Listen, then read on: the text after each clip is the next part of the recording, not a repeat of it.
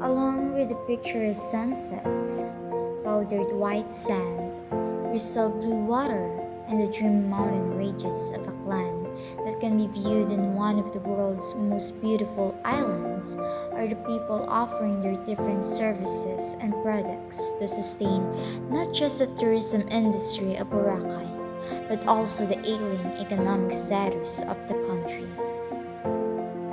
There are the commissioners wearing neon shirts, handling their brochures full of water activities, connecting with their foreign clients even with their broken English and Achaean accents. Vendors walking along the famous Buka beach withstanding the heat of the sun, carrying trays full of colorful bracelets made with Buka shells, snake's bones, and pearls.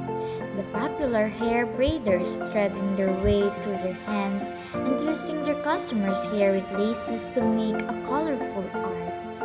And there were also some men carrying big boxes of Filipino ice cream along their backs, and women carrying their transparent Tupperware full of Filipino snacks such as lumpia, kakanin, and other deep-fried snacks made to satisfy only the instincts of cheap foreigners and rich locals. Needless to say, Boracay is home to a lot of stories told not only by foreign mouths, but also by the unappreciated minorities of opportunists and ambitious starters. People that live to tell their success, and the other part who never dared to tell. Like the Puka Shell souvenir vendor Narly 52, and the 39-year-old Monsieur Catherine, and the 42-year-old water activity commissioner Ray. Norley Bello's life wasn't as colorful as the puka shell bracelets she saw on the busy coast of Puka Beach and Boracay. According to her, her life as a vendor was like a thread trying to cut through the smallest hoops of puka shells. Tricky, contesting, and most of the time, like her bracelet threads, she needs to be strong in holding together the shells, pearls, and beads to secure her family's only means of income. Norley is not originally from the island. According to her, she first stepped to Boracay in 2008 to visit her daughter who married a native Boracay non. She was hardly scraping enough cash to sustain her family's life at the time in her province, which is why when her daughter promised her with an easy life in a foreign land, she immediately grabbed it, hoping it would give her other children a good start for a comfortable life. Every day for almost 15 years, Norley's techniques in making the intricate details of her crafts had evolved and improved through watching how the waves wash the shore when the sun sets and how they kiss the puka shells goodbye at the sunrise for when she collects them to make a living. According to her, the colorful combination of her crafts was inspired by the landscape of Puka Beach, the color of the waves and the shades of the trees. For her art imitates nature. From picking the puka shells on the shores of Puka Beach to buying some materials in the local market, Norley can make up to 20 to 30 pieces of puka shell accessories every day, and her price varies on the materials, size, and the time it takes for her to do it. Her puka shell bracelets and anklets sell for 50 to 100 pesos. The most expensive products she has in her trays are pearl necklaces and earrings which cost 500 to 1,000 pesos. In the peak season, she can sell up to 3,000 pesos a day, but on rainy days, she can only take home up to 300 to 600 pesos, enough to sustain her and her ailing husband.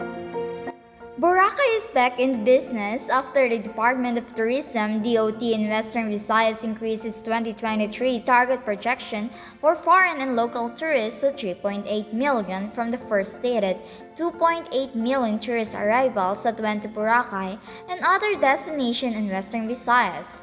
Aklan 2nd District Representative Federico Haresco said in an interview with Rappler that the island is expecting 18 major cruise ships to dock in Boracay by 2025. He also shared that 26% of tourist arrivals this year will come from China.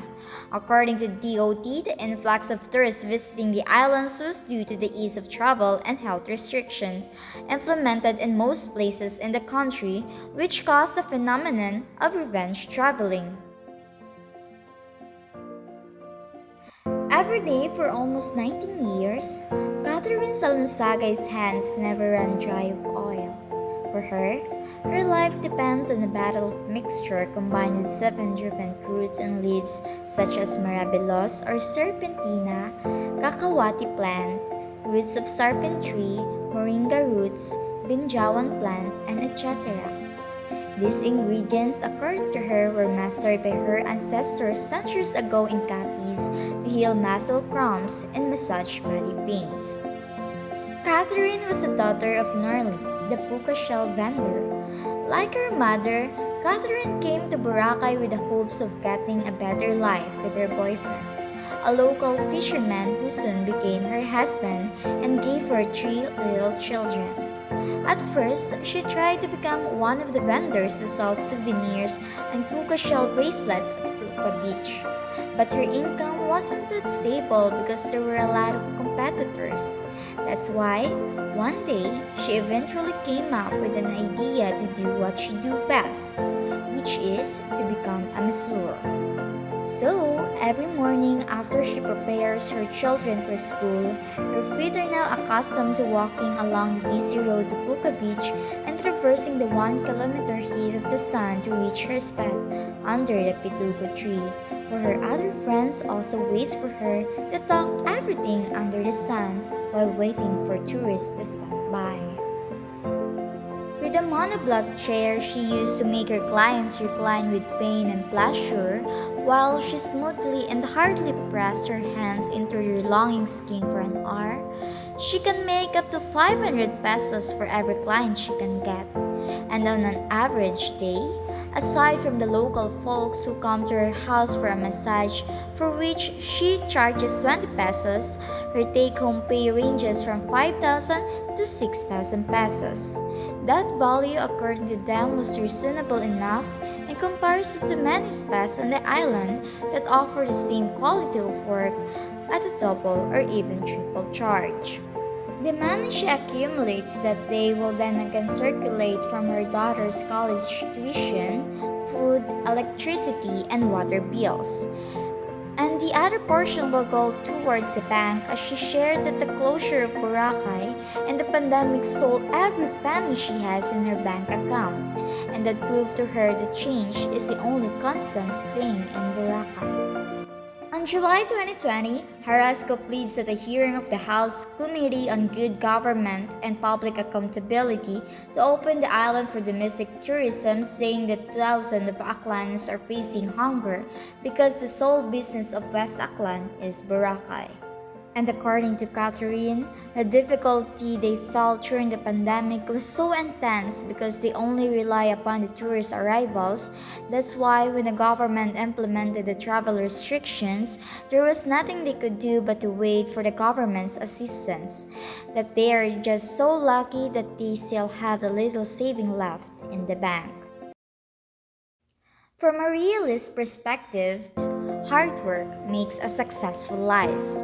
But for an opportunist like Ray Shera, luck makes life successful because for him, even if he exerts all the energy he has in offering, insisting, or even shove this activity brochure at tourists, no one will accept his offer without his luck. For him, their life in the beach is driven by luck. Some days, their money is like the water during the high tide season, but sometimes they also experience the low tide season. According to him, these past few days, life is getting back on the island, unlike in the pandemic where they've seen and experienced the lowest tides of their lives. Unlike Nerlin and Catherine, who were both from the nearby province of Aklan, Ray is a Tumandok, the native word used to describe the original inhabitants of Boracay, even before the world saw its beauty and before civilization evidently progressed with hotels, commercial buildings, and private properties and establishments taking up most of the island's space. On a side note, Ray shared that development of Boracay cannot be called a development when the lives and economic disposition of the Mandok people remain stagnant and poor. For Ray, it is because that most of the native people has sold their land to investors. Some of them became rich, but most of them stayed poor. Most of the employees of the island, according to Ray, are from the other places. It is because there is a few rate of the Mandok people who graduated in the island. Aside from the water activities he offers on his laminated brochure to have the not so little commissions from the water sports companies, Ray also owns two paddle boards that he acquired from being a commissioner for over 2 decades of painstakingly enduring the heat of the sun without any sort of protection. He jokingly shared that his balding hair, dark skin, and callous feet were also the fruits of his labor. On a normal day for Ray, he can get up to 15,000 pesos or more with his paddle boards and his commission activities, though he admits that sometimes there are also some days when he can hardly find the luck to find one tourist to buy this offer. Today, with the clover and luck that Ray managed to master over the years of toil and labor, he established a life he once just imagined as a Tumandok kid whose parents never had a big land to sell for him to have a good life.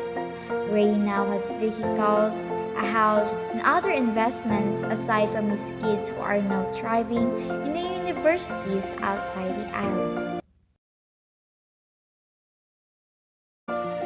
For some, Boracay is a destination for an epic party, Instagrammable pictures, or a memorable weekend getaway.